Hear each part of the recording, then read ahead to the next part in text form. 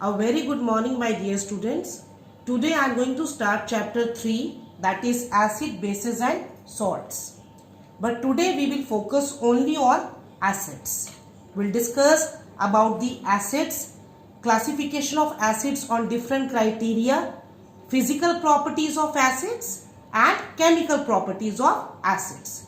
So first of all, I would like to discuss about this term acid. When you will listen this term, what comes to your mind? Such substances which when added in water dissociates to give H positive ions are known as acids, or such substances which dissociates to give H positive ions then combine with the water molecule to give H3O positive, that is hydronium ions, are known as acids. In this chapter, we have to discuss about the classification of acids, about the bases, about the salts, physical properties of acids, physical properties of bases, physical properties of salts and chemical properties as well. But today we'll start with the acids only. So first of all, we'll discuss about the classification on the basis of the source. Source means from where it is obtained. So on the basis of the source, there are two types of acids, organic acids and inorganic acid. Organic word means living. So such acids which we derive from living things are known as organic acids. For example, citric acid which we obtain from citrus fruits, malic acid which we obtain from apples, formic acid which we obtain from ant, butyric acid which we obtain from butter, and so many more examples are there for this. And inorganic acids are those acids which we do not obtain from living things. Another name of inorganic acid is mineral acid which we obtain from minerals. For example, hydrochloric acid which we obtain from metallic chloride, nitric acid which we obtain from metallic nitrate, sulfuric acid which we obtain from metallic sulfate, sulfurous acid. So all these are the examples of inorganic acid. Again, let me repeat the same thing. On the basis of source, source means from where it is obtained, it is classified into two categories. What is classified? Acids, organic and inorganic. Such acids which we obtain from living things are called organic acids, and such acids which we obtain from minerals are known as inorganic acids. In this chapter, we have to discuss about the preparation of inorganic acids. We will discuss about the properties of acids in general, but preparation we will discuss about inorganic acids. Now, second criteria is on the basis of strength. On the basis of strength, it is divided into two categories, strong acid and weak acid. Such acids which completely dissociates to give high concentration of H positive ions in water are known as strong acids. Whereas such acids which partially dissociate to give low concentration of H positive ions when added in water are called weak acid. This is the difference between strong acid and weak acid. There are not many examples for this. For example, nitric acid is a strong acid, whereas oxalic acid, acetic acid, citric acid, these are weak acid. So that is on the basis of strength. One more term is there which we basically use when we will discuss about acid, that is concentrated acid or dilute acid. Concentrated acid means pure form of acid, and dilute acid where we add water. Dilution means addition of water. So that is also one of the criteria that depends upon the number of water molecule, that is concentrated acid and dilute acid. Now coming to the next criteria, which is very important because other criteria you might have studied in your previous classes like 8th and 9th. But this is the new criteria which I am going to discuss. that is on the basis of basicity. So here the word basicity is there. So on the basis of this, so first of all you have to understand the meaning of this term basicity. It means the number of water molecule which will be obtained when acid reacts with base. If one molecule will be obtained, then such acid are called monobasic acid. If two molecules of water will be obtained, then such acids are called dibasic acid. If three molecules of water will be obtained, then such acids are called tribasic acid. Again I am repeating the meaning of this criteria, that is on the basis of basicity.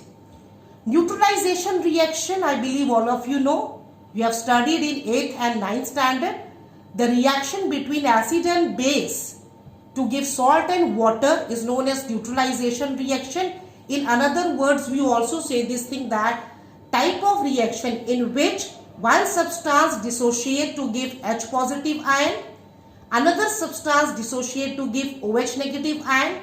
It means one will give hydrogen ion, another will give hydroxyl ion, and combination of this hydrogen ion with hydroxyl ion to give water along with salt. Such reaction is known as neutralization reaction.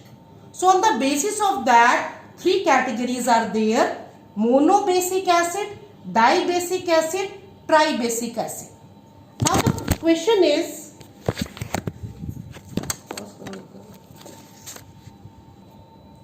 so on the basis of this criteria, three categories are there: monobasic acid, dibasic acid and tribasic acid.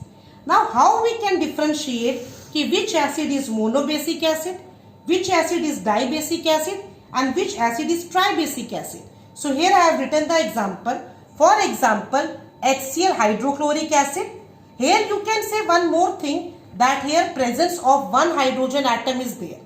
So HCl when reacts with sodium hydroxide, it will give NaCl and H2O. Here one molecule of water is obtained during the neutralization reaction. That's why this acid comes under the category of monobasic acid. In the same manner, dibasic acid, I have given the example H2SO4. Presence of two hydrogen atoms, but writing only this much, that presence of two hydrogen atoms is not sufficient. Here you have to clarify. And how will you clarify? By giving the example. That is, when H2SO4 sulfuric acid reacts with sodium hydroxide, it will give salt sodium sulfate and two molecules of water. See here, to balance it I have to put here 2. So 2 molecules of water are obtained. That's why it is called dibasic acid. In the same manner, for tribasic acid, it's a weak acid which I have taken, H3PO4. It is also known as phosphoric acid. Presence of 3 hydrogen atom. Not only this much, you have to explain it, that why it comes under the category of tribasic acid. When it reacts with sodium hydroxide, I have taken sodium hydroxide. You can take other base also like KOH, etc. So when it reacts with sodium hydroxide, it will give sodium phosphate, Na3PO4. Why formula is Na3PO4? Because sodium valency 1, phosphate radical valency 3, formula is Na3PO4. And 3 molecules of water. Because in this case 3 molecules of water are released during the neutralization reaction between this acid and the alkali. That's why it is known as tribasic acid. So this is what we have discussed today about acid, that what are acids and the classification of acids. Again let me revise this thing, that what are acids? Such substances which when added in water dissociates to give H positive ion, or that H positive ion when reacts with the water molecule, it will give H3O positive ion, that is hydronium ion. Such substances are called acids. In other language we can also say this thing, that acids are proton donor. This H positive here known as proton. So acids are proton donor. Now classification, different criteria. First criteria on the basis of source, from where it is obtained. organic and inorganic. Organic from living thing, inorganic from minerals. Second criteria, on the basis of strength, that is due to the presence of hydrogen atom, strong acid and weak acid. Not only the presence of hydrogen atom, according to the dissociation. Whether the acid is completely dissociate to give higher concentration of hydrogen atom, then it is strong acid. If it partially dissociate to give lower concentration of hydrogen atom, then it is weak acid. Third is on the basis of basicity, according to the number of hydroxyl ion with which it reacts during the neutralization reaction. On the basis of that, monobasic acid, dibasic acid and tribasic acid, where one hydrogen atom and during neutralization gives one molecule of water, that is monobasic acid. Where two hydrogen atom and during neutralization gives two molecules of water, dibasic acid. Where three hydrogen atom and during neutralization reaction gives three molecule of water, that is tribasic acid. I would also like to discuss about the physical properties of acids. The common physical properties of acids are sour in taste. Acid turns blue litmus paper to red. Acids, when we are talking about strong acids are highly corrosive in nature.